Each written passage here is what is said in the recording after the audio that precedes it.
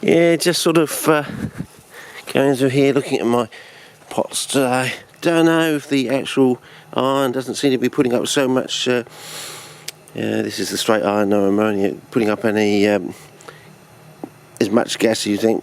I'm waiting for a really hot day, like a 40-degree day, which is going to be like Christmas Day, and that'll be a good check and test. There's also a few days on. This one, yeah, see, look at that. Well, that's only just been done like yesterday, so you know. When was this done? This was done Monday, so this was done Wednesday, so you know, give that one, give this one another 2 days, another day or so. So tomorrow, if it's like that, well then there's no difference. But if this is still chugging out the bubbles from the manganese compared to the iron, then I think we've cracked our part of the problem. Oh, ouch! That was a yeah, I know. Ouch.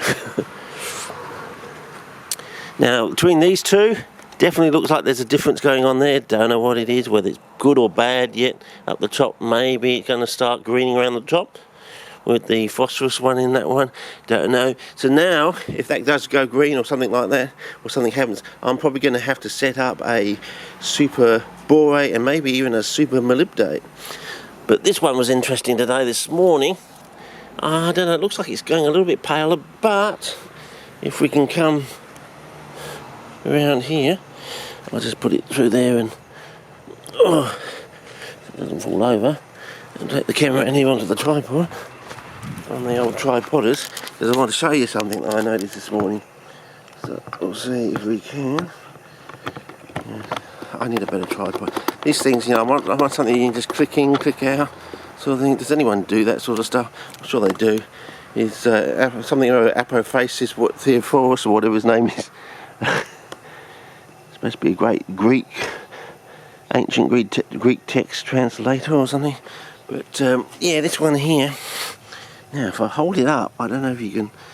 I've got to look in the monitor, or try to.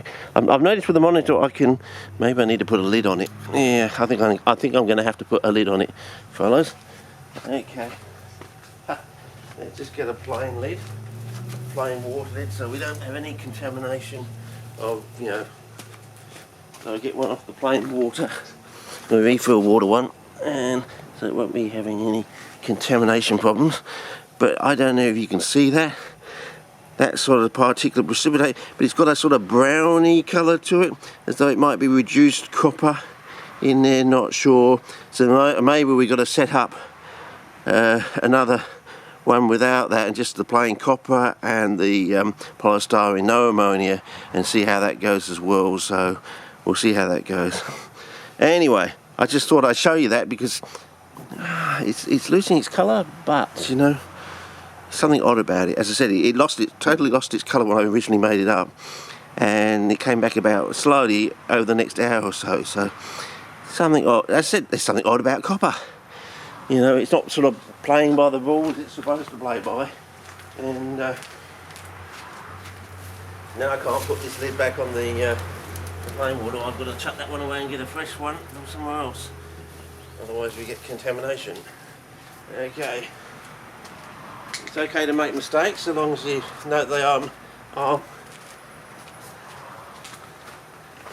Sorry, did I not do that on camera? I took the. That's it. I put the copper back, but I took the lid, didn't put it back on the fresh water because that would cause contamination. So I just. It's okay to make mistakes, and also to note assumptions, as long as eventually you can go back and check out your assumptions later on, which is supposedly what we're doing. As I said, we found that they don't like salt so much, but there is something about salt that seems to be probably involved with the production of reductive flammable gas. So, you know, and whether the thing that's in charcoal, I mean, is it cobalt? Would that explain why it's so, it's much slower? Because, as I said, cobalt is usually deadlier to CPs than even copper. But then again, the copper doesn't seem to be playing quite by the rules. You know, there seems to be other little nooks and crannies you can push it into, and especially with the polystyrene, and maybe with other you know, plastics and foams and things like that. So I'm going to see if I can hunt that clip down, that Weekend Magazine clip, or it's a British Associate, which I think was the original program. If we can find out the name of the university, maybe we can look up the university, or even get hold of a paper that they did or something. Excuse me. But this one, yeah, it's getting a little bit greener. It's very slow to green, and as I said, it's sort of yellow to green. It does get darker over time, but it's very slow, very pale. So, have we got anything going on with this? What about this? This is copper and salt. Maybe the salt also does the thing. It does actually bubble once it gets the sun on, so maybe that's what the salt does as well. It slows down the... I thought the salt actually sped it up originally. Maybe it does. Maybe it speeds it up and gets rid of it. You know, pushes it. You know, sort of, instead of spending like 4 weeks producing gas, it gets rid of it in 1 week or something. You know? So it does the 4 weeks of gas production all in 1 week or something. Yeah, still little bubbles coming up, but... oh yeah, and the cobalt, but it really only takes off, as I said, in the sun. You've got to get that 270 nanometers, you know. Anyway, this is only going to be a 11-minute clip, I think. Probably done too much already. Done about 7 minutes or 6 to 7. So okay, over and out for now. I think we've done. As I said, these two. Maybe if I can do it on spot culling, I can actually. I think. Is that the problem? It's not actually spot culling. It's this one that I should be trying. Okay, I'll put it on this other one that seemed to get the packages really well done. So maybe now it will work. We did the packages all right. So, you know, I don't know. We can see that. Get it in the sun. Yeah, we live for the sun. I think that really is. Oh, there we go. That's much better. Yeah, that. Now, if we can get it in, and we can pan down, get some nice screenshots or something, turn it around. One day we're going to get this right and actually get to view this stuff. I don't know how close we can get. Pause for about 4 seconds, the camera to... Hopefully, I haven't wasted it for a third time. Hopefully, and we may be doing this. If it works, we can do the same thing. Now we know what setting we have to get it on to do close-ups, and I don't know, let's pull out this one, if I can, without knocking everything over. This one here is still pink, and there's a lot of stuff down the bottom, but you know, it's still pink throughout there, so yeah. Okay. Oh, I'm only 2 notches down, so hopefully, what about this one? As I said, it seems to be more browner, and maybe we got some activity at the top there. Whether the phosphate is getting a little bit bluey there, I don't know as well. Anyway, I think that's enough for now. But maybe peel this one up in the sun. If you notice, it's very departmentalized. Look at that green. It doesn't go any further than it seems to be stuck.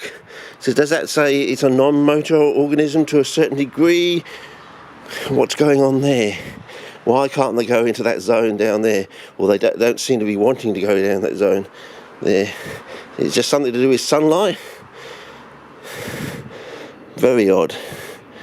And how are our little red things going on in there? Still only a few in there. It's not really. Still a mystery, fellas. Still a mystery. Oh. Anyway, I think that's about enough for this clip. Over and out. See ya. Oh, the other thing I forgot to mention is when I did the red ones, it had a balsamic vinegar-like smell to it. So that was I mean, vinegar is usually an end product, isn't it? Like a aldehyde ketone vinegar thing. Or I can't remember if you can go down one pathway but not the other or something. The end result is usually a vinegar, you know, sort of thing. So yeah, we'll see how we go. But that was an interesting note. It smelled just very similar, if not the same, as balsamic vinegar. Whether you can end up growing these organisms in balsamic vinegar, or that's just the end point, you know, vinegar, acetic acid is the end point, and they can't go any further. So does it imply that it's a sugar fermentation reaction sort of thing, which might explain the sugar, the so-called, in quotes, sweetness in the water sort of thing, and whether we use sugar and chicken breast and polystyrene and a bit of phosphate, and maybe we find the right one of these so-called citophiles or iron-like cations to make things, make the cogs whirl over. The cogs, the gears. I love the word cogs. I know people get their backs up about the word cogs, but that's what we used to call them as children. Yeah, not baby goats, but as children. I play with cogs and things like that. Have you noticed cogs? So, if you have linear motion on the outside and linear motion on the inside, the cogs go differently. The actual rotation is different. It's subtle, isn't it? Yes. Anyway, that's about enough. If I find anything else or notice anything else, something happens by this afternoon, I'll be out here filming. You can just expect that, I'm like that, As I said, I've got the photographer's bug, delete nothing, because it's painful when you want to go back and look for something that's not there. It might turn out to be quite important one day. Okay, over and out, and Merry Christmas. So I don't get to do one before Christmas, but it's going to be a stinker of about 4 days of around about 40, just below 40 to just over 40 probably. Yeah, okay, over and out, see ya.